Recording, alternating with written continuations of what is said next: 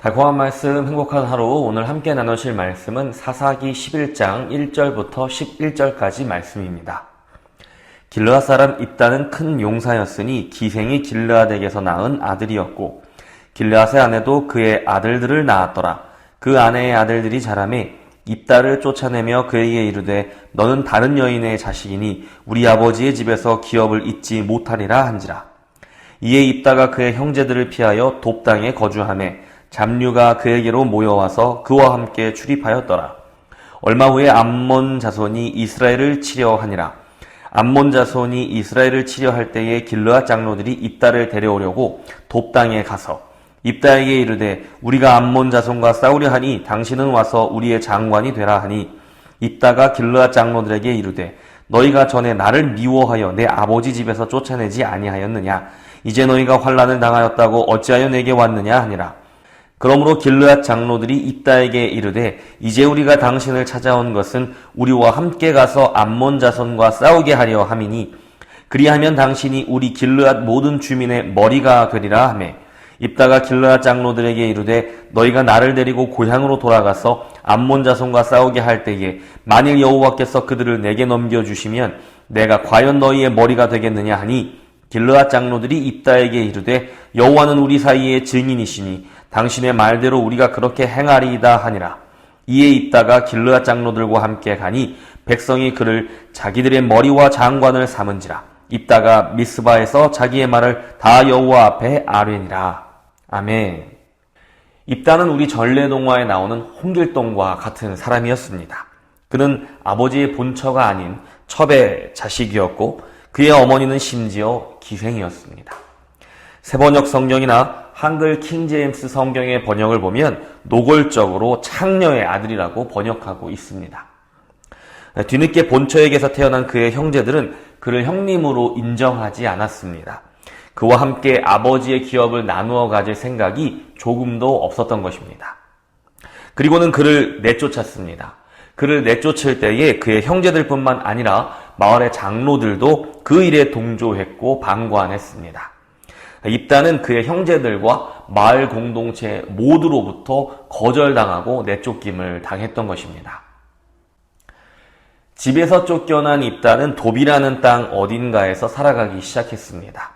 본문 1절은 입다를 등장시키며 그를 큰 용사라고 소개하고 있는데요. 큰 용사란 직역하면 힘의 용사, 또 영웅적인 용사라는 의미를 가지고 있습니다. 그는 비범한 사람이었습니다. 타고난 영웅적 기질을 가진 사람이었죠. 그래서 돕당에 기거할 때에 그에게 많은 잡류가 모여들었다라고 말하고 있습니다. 여기서 말하는 잡류란 의리와 정의로 뭉친 용사들을 말하는 것이 아니라 허영심으로 가득 찬 건달패들을 말하는 것입니다. 그들이 함께 출입하였다라는 말 역시 그저 함께 오고 갔다는 말이 아닙니다. 그들은 함께 어울려 약탈을 하고 다녔다라는 말입니다. 큰 용사로 태어난 입다는 그렇게 마을 외곽에서 건달들의 두목이 되어 사람들을 약탈하는 건달패의 보스가 되어서 생활하게 되었던 것입니다. 하지만 입다의 아버지의 이름이자 그의 고향이었던 길르앗의 위기가 닥치게 되었습니다. 암몬 자손이 그들을 공격해 오기 시작한 것입니다. 그들에게는 이 전쟁을 이끌어줄 큰 용사가 필요했습니다. 그러나 그들 중에는 그럴 만한 인물이 없었습니다. 하지만 그들 밖에는 있었습니다. 바로 그들이 내쫓은 입다입니다. 비록 건달패의 두목이지만 입다는 지략과 전쟁에 능한 사람이었습니다. 그는 탁월한 협상가였고 용맹한 전사였습니다. 그래서 길르앗의 장로들은 입다를 찾아가 자신들을 위해 군대 장관이 되어줄 것을 요청했습니다. 하지만 탁월한 협상가이기도 했던 입다는 호락호락하지 않습니다. 예전에는 자신을 미워하며 내쫓더니 이제 와서 왜 도움을 청하냐며 협상에서 우위를 차지하더니 입다는 군대 장관보다 더 좋은 것을 내놓으라고 요구합니다. 그저 전쟁에서만 유용한 군대 장관으로 삼을 것이 아니라 그들의 실질적인 지도자인 머리가 되게 해달라고 요청한 것입니다. 그렇게 입다는 가족과 마을 공동체로부터 버림받고 건달패의 두목으로 전락했지만 결국 이스라엘의 진정한 머리가 되어서 사사로 인정받게 된 것입니다. 길르앗의 장로들과 입다의 대화를 보면 재미있게도 바로 어제 나누었던 사사기 10장에서 이스라엘 백성들과 하나님이 나누었던 대화가 떠오릅니다. 이스라엘은 여호와 하나님을 거절하고 우상을 숭배하다가 블레셋을 통하여 하나님의 분노를 맛보게 되었습니다. 이스라엘은 다시 하나님을 찾아가 자신들을 구원해달라고 간곡히 부탁하지만 하나님은 호락호락하지 않습니다. 너희가 나를 버리고 그렇게 신나게 떠나가더니 이제 와서 다시 구해달라고 하느냐 하고 말입니다. 이스라엘은 다시 하나님께 간곡히 구원을 요청한 뒤에야 이제 우상을 버리고 다시 여호와 하나님만이 자신들의 하나님이심을 고백하게 되었습니다. 이스라엘 백성이 하나님의 사사 입다를 어떻게 대접하였는가를 보면 그들이 하나님을 어떻게 대접하였는가를 알 수 있다는 것을 말해주는 대목입니다.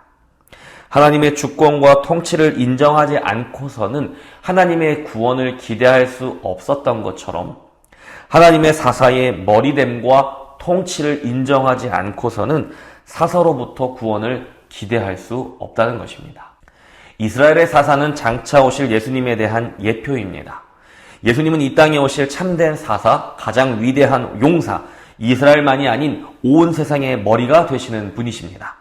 그리고 그분도 사람들로부터 거절당하시고 내쫓음 당하셨습니다. 누구도 예수님을 거절하고서 구원받을 수 없습니다.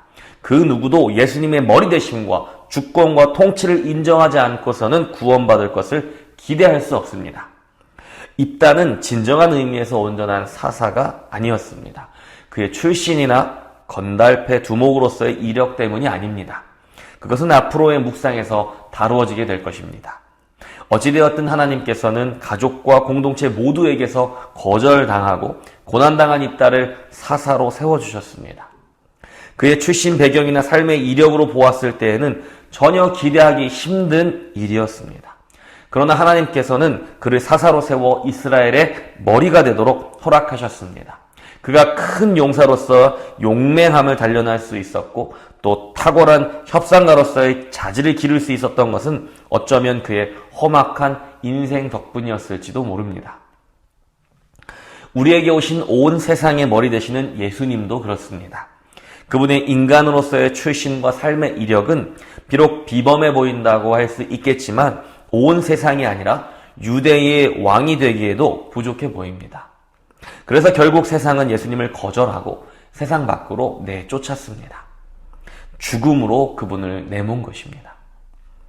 하지만 하나님의 주권적인 역사는 우리의 상식을 완전히 뒤집습니다. 죽음에서 그를 살리시고 마침내 온 세상의 머리로서 영광의 자리에 그를 앉히신 것입니다. 왕 중에 왕이 되게 하셨고 모든 전쟁에서 승리하게 하셨습니다. 우리는 입다를 거절한 기브온 사람들과 같은 처지입니다. 여호와 하나님을 거절한 이스라엘 사람들과 같습니다. 그리고 예수님을 거절한 바로 그 사람들의 모습이 우리의 모습입니다. 그런 우리에게 구원을 기대할 수 있는 유일한 길은 무엇이겠습니까?